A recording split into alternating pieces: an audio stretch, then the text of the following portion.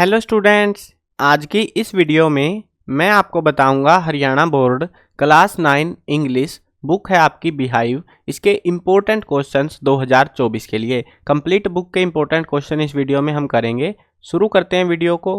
मैं हूं अजय और आप देख रहे हैं CCL चैप्टर। लेकिन वीडियो शुरू करने से पहले आपको बता देता हूं, अगर आपको क्लास 9th के किसी भी सब्जेक्ट के इम्पोर्टेंट क्वेश्चंस या मॉडल पेपर सॉल्यूशन की वीडियो देखनी है, डिस्क्रिप्शन में प्लेलिस्ट का लिंक मिल जाएगा, वहां से आप देख सकते हो। उसके अलावा अगर आपको हरियाणा बोर्ड का कोई भी स्टडी मटेरियल रिगार्डिंग चाहिए, जैसे old question paper, model papers with answer की, इंपॉर्टेंट क्वेश्चंस लिखे हुए, सारा स्टडी मटेरियल आपको इस वेबसाइट पर मिल जाएगा cclchapter.com। गूगल पर जाकर ये नाम सर्च कर लेना CCL चैप्टर, तो आपको जो है सारा स्टडी मटेरियल क्लास 9th के लिए इस वेबसाइट पर मिल जाएगा बुक्स के सॉल्यूशन के साथ में। अब देखते हैं यहाँ पे स्टोरी सेक्शन और पोइट्री सेक्शन, पूरा सेक्शन हम करेंगे। लेकिन एक चीज़ मैं आपको समझा देता हूँ, पेपर में किस तरीके से क्वेश्चन आएंगे, कितना डिफिकल्टी है इंपॉर्टेंट क्वेश्चन को करने के बाद में। अब देखो, आपकी जो सेक्शंस हैं वो दो हैं, एक है स्टोरी वाला, एक है पोएम वाला। ठीक है, पोएम वाला जो सेक्शन है वो आएगा 6 नंबर का, और ये वाला जो सेक्शन है वो आएगा 12 नंबर का, स्टोरी वाला। अब पोएम वाले सेक्शन में क्वेश्चन किस तरीके से आएंगे वो भी समझ लो। 4 क्वेश्चन होंगे, 1 2 3 4। जोन से भी 2 तुमको आसान लगे वो कर लेना। 2 × 3 6 नंबर, 3 नंबर का एक क्वेश्चन रहेगा, 6 नंबर के आपका जो है पोएम आएंगे। 4 क्वेश्चन देंगे, 2 क्वेश्चन अटेम्प्ट करने हैं, चारों नहीं करने। ठीक है, स्टोरी सेक्शन में भी क्या होगा, 4 क्वेश्चन आएंगे, 1 2 3 4, 2 क्वेश्चन अटेम्प्ट करने हैं, 3 नंबर वाले होंगे, 6 नंबर का आएगा ये। ठीक है, 4 क्वेश्चन देंगे, कोई से 2 कर लो। उसके अलावा स्टोरी वाले सेक्शन में एक लॉन्ग क्वेश्चन भी आएगा जो कि होगा सीधा 6 नंबर का। इसमें आपको एक क्वेश्चन और करके दूसरा क्वेश्चन ऐसे जो है आपको दिया जाएगा, उनमें से कोई सा एक आपको अटेम्प्ट करना है। तो आपको एक्स्ट्रा क्वेश्चन बहुत सारे मिलेंगे, मतलब इसमें भी 2 क्वेश्चन है, इस वाले सेक्शन में भी 2 क्वेश्चन, यहाँ पर भी एक क्वेश्चन, कई सारे क्वेश्चन एक्स्ट्रा मिलेंगे, तो आपको ज़्यादा दिक्कत नहीं पड़ेगी। अब शुरू करते हैं वीडियो को। कंसेप्ट समझ आ गया ना किस तरीके से आएंगे पेपर में। अब ये जो क्वेश्चन मैं आपको करा रहा हूँ, ये क्वेश्चन आपको अच्छे से याद करने हैं। मोस्टली जो क्वेश्चन है वो आपको इनमें से मिलने के चांसेज रहेंगे। अब देखते हैं यहाँ पे पहला chapter, the fun they had. तो इसमें पहला क्वेश्चन है, how old are Margie and Tommy in the chapter the fun they had. इस चैप्टर में मार्गी और टॉमी की उम्र क्या है वो हमसे पूछी गई है। What are the main feature of the mechanical teacher and school room that Margie and Tommy have। तो फीचर बताने हैं, विशेषताएं जो टीचर है उनका और जो क्लासरूम है उसमें क्या क्या अच्छी चीज़ें हैं वो हमको बतानी है, जो स्कूल में मार्गी टॉमी पढ़ रहे हैं अभी। तो कई बार आ चुका है ये क्वेश्चन, जिन क्वेश्चन को बार बार एग्जाम में देखा जा रहा है उन पर मैंने मोस्ट इंपॉर्टेंट हाईलाइट कर रखा है ताकि आपको ईजी रहे। अब चैप्टर ये क्वेश्चन 3 देखते हैं, draw comparison between the mechanical teacher and school room that Margie and Tommy have with the teacher and school mentioned in the book that Tommy found. तो हमें बताना है कि जो मैकेनिकल टीचर है और स्कूल रूम है, तो मार्गी और टॉमी जिसमें पढ़ रहे हैं, तो वो स्कूल कैसे अलग है पुराने ज़माने के स्कूल से, जो कि किताब में बता रखा है। टॉमी को जो किताब मिली थी तो उसमें बता रखा है ना टीचर और स्कूल के बारे में, तो उसका और इनका जो स्कूल में पढ़ रहे हैं कंपैरिजन करना है कि किस तरीके से वो अलग है।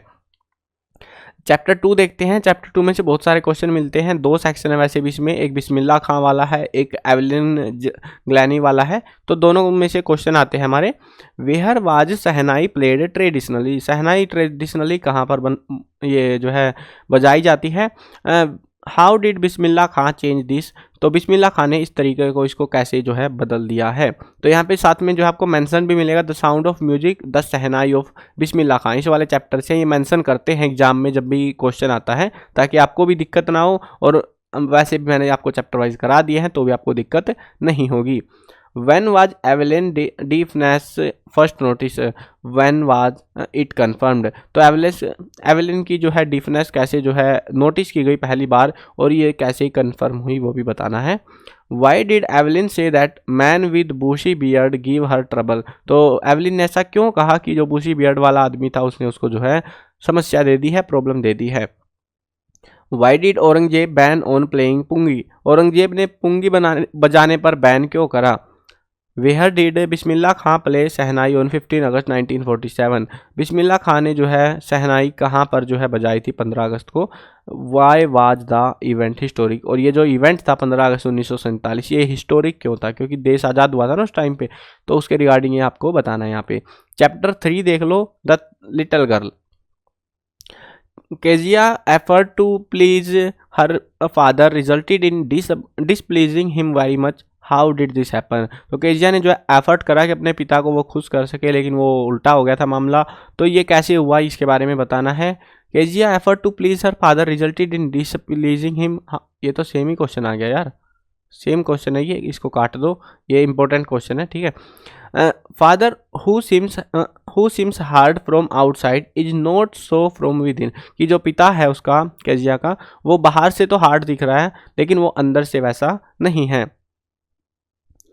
Comment on this statement with reference to Kezia's father in the little girl. इस चैप्टर में जो केजिया का फादर है उसके रिगार्डिंग ये स्टेटमेंट जो है इसको वेरीफाई करो और बताओ आप कैसे, किस तरीके से वो अच्छा इंसान है, अच्छा है, लेकिन वो बाहर से बस सख्त बनने की कोशिश कर रहा है। Why was Kezia afraid to her father, Kezia जो है अपने पिता से क्यों डरती है।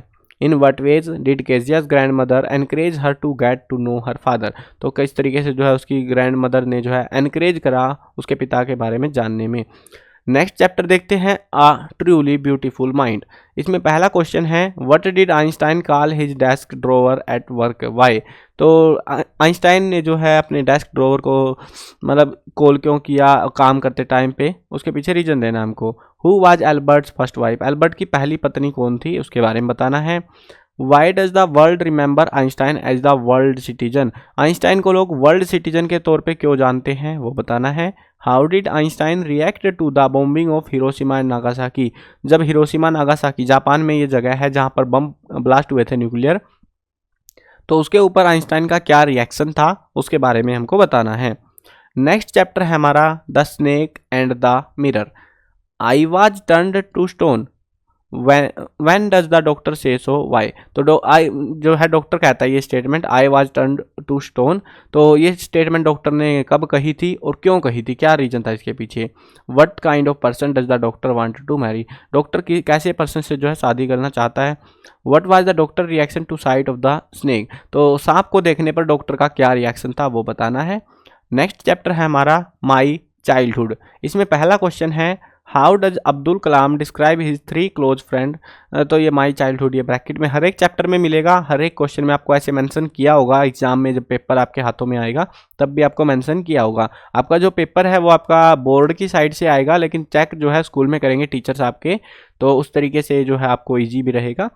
चलो अब देखते हैं यहाँ पे अब्दुल कलाम ने अपने जो 3 क्लोज फ्रेंड थे, प्यारे जो मित्र थे, उसके बारे में कैसे डिस्क्राइब करता है वो बताना है।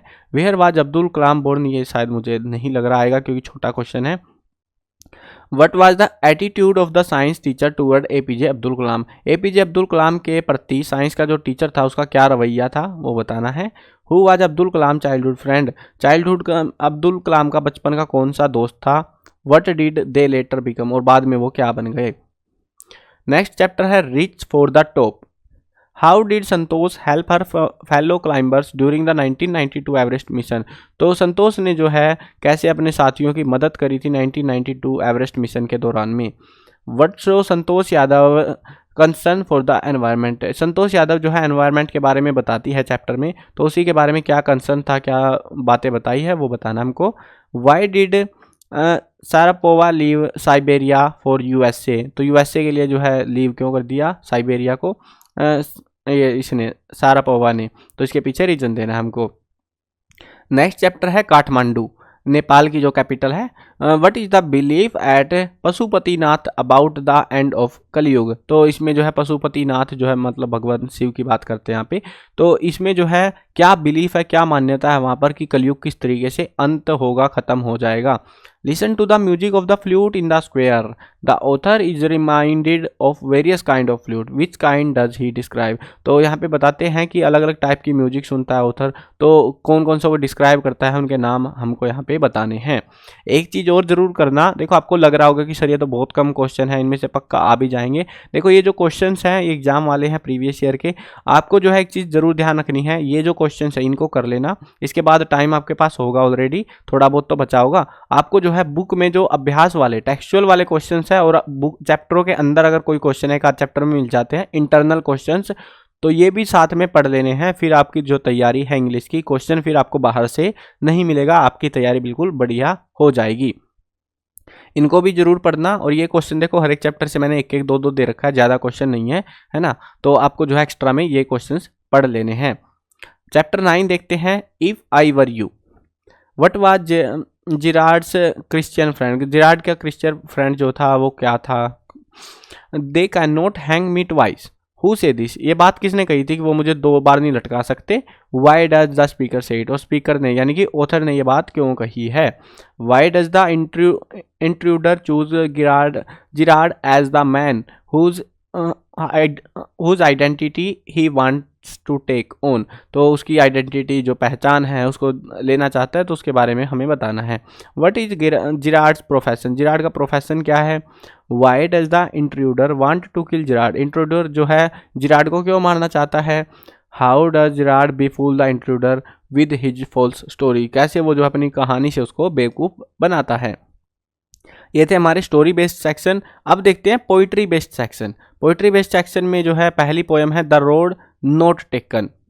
अकॉर्डिंग टू रॉबर्ट फ्रॉस्ट जो कि राइटर है हमारा, what has made all the difference, तो इस ये जो स्टेटमेंट इसको जस्टिफाई करना है कि इसका मतलब क्या है यहाँ पे। What is the significance of title the road not taken, ये जो टाइटल राइटर ने दिया है रॉबर्ट फ्रॉस्ट ने, तो इसके ऊपर क्या सिग्निफिकेंस है, क्या महत्व है इस टाइटल का, वो बताना है। और एक और चीज़ आपको पोएम्स के अंदर करनी है, ये खासतौर पर ध्यान रखना, पोएम्स के अंदर हर एक चैप्टर की सेंट्रल थीम या सेंट्रल आइडिया होता है, क्वेश्चन मिल जाएगा आपको, तो वो आपको जो है हर एक चैप्टर का जरूर करना है। अब देखते हैं यहाँ पे कि जो क्वेश्चंस है हर एक पोएम के आपके अच्छे से कर लेने हैं सेंट्रल आइडिया और थीम के रिगार्डिंग। अब देखते हैं तीसरा question, what is the central idea of the poem the road not taken, theme of the poem the road not taken, same ही होते हैं सेंट्रल आइडिया थीम वगैरह सब में सेम आंसर लिखना होता है।